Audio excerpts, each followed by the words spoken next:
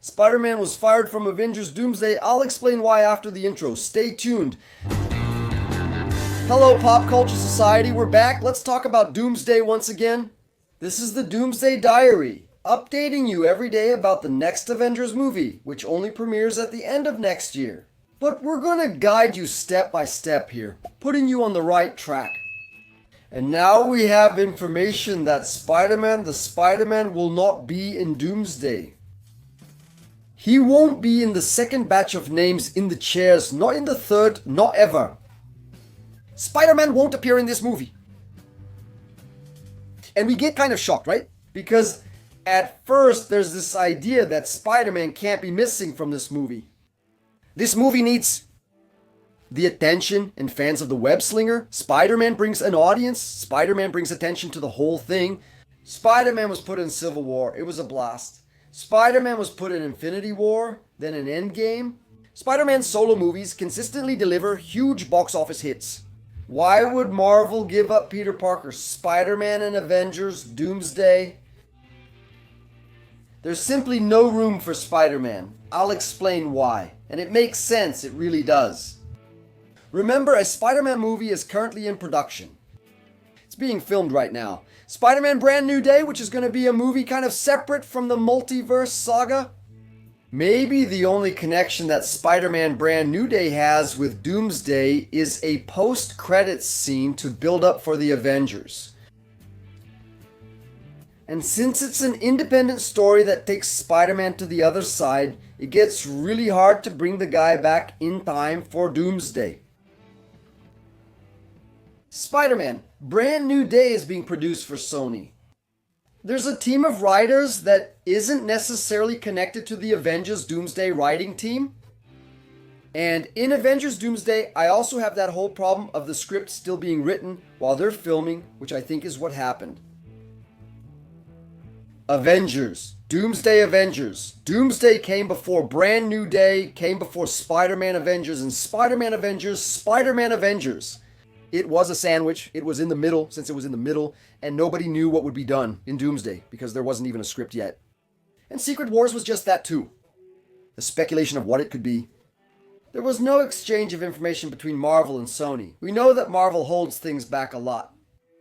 The plots, the secrets of the movie. Of course, there wouldn't be a Marvel and Sony meeting to discuss Brand New Day. So, what was the decision? Let's make our Spider-Man movie as disconnected as possible, so we don't have to be accountable. Later, look at what happened in Spider-Man No Way Home. The movie was supposed to come after Doctor Strange, Multiverse of Madness, Doctor Strange, Multiverse of Madness. It was delayed and released after Spider-Man No Way Home. The script for Spider-Man had to be rewritten, it had to be completely reimagined, because some things wouldn't make sense anymore. To prevent that from happening again, what's being done here is you go from there, and I'll go from here. And it turned out the way it did, right? Avengers. Doomsday was postponed from before Spider-Man Brand New Day to after. Just imagine if the Spider-Man movie depended on the events of Doomsday to happen and only made sense after what happened with Spider-Man and Doomsday. They would have to change the whole script now, and the movie was about to start filming. It would be chaos behind the scenes. So Sony was already imagining that Marvel's business, their system, is tough.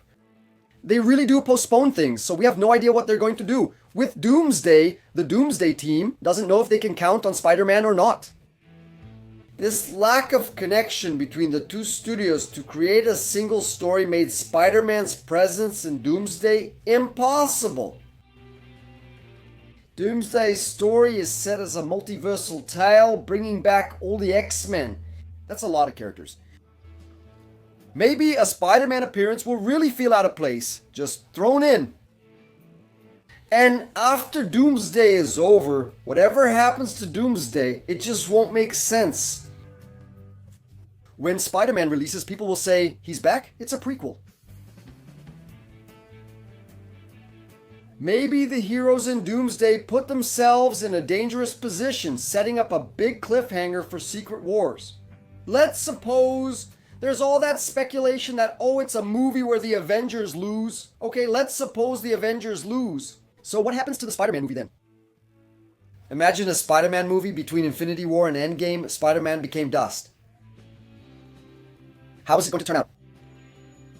It would have to be a movie that takes place before that one, and people would watch the movie. Wanting to know what will happen to Spider-Man, Spider-Man came back, it would be really bad, it would be really weak. So the ideal thing is to keep Spider-Man out from this blender, which is being sold as Doomsday, so they can develop the character in his solo movie with complete freedom to develop the character and not make him so dependent on the events of other Marvel Studios movies. Then, after Brand New Day happens, there will probably be a post-credits scene for Doomsday, but he's not in Doomsday. But in Secret War, who knows? All three Spider-Men are returning, Tobey Maguire and Andrew Garfield included. Then, with Tom Holland already on the battle world, already in the crazy universe created by Dr. Doom, maybe there will have the Spider Island, which is the whole story. There, Tom Holland makes his appearance, but only in the second movie. And it's curious, now, wrapping up the talk, that Marvel relied on three characters to sustain its next arc. The Multiverse Saga was Black Panther, Captain Marvel, and Spider-Man, and none of the three are confirmed for the Avengers movie. In the big team-up movie, Black Panther, of course, Chadwick Boseman passed away. Carol Danvers, Brie Larson is still not confirmed, although I think she will be there because she has the whole thing with Monica Rambeau. She has a personal interest in what's happening.